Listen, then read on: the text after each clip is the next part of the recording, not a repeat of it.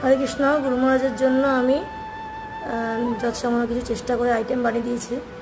সব থেকে আগে গুরু মহারাজের ফেভারেট এটা মাখনা, মানে পদ্ম ফুলের খই, এটাকে ঘি দিয়ে ভেজেছি। এটা গুরু মহারাজের খুব ফেভারেট একটা আইটেম। এখানে আছে বাদাম দিয়ে আলু ভাজা।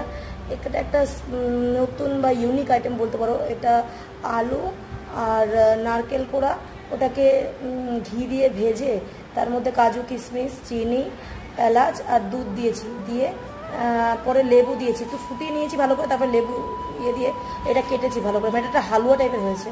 এটা হচ্ছে কি আলু নারকেল আর দুধ দিয়ে তৈরি করে একটা হালুয়া।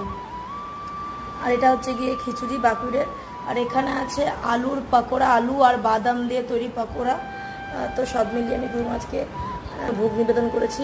পাশে ফল ছিল, ফলও দিয়েছি।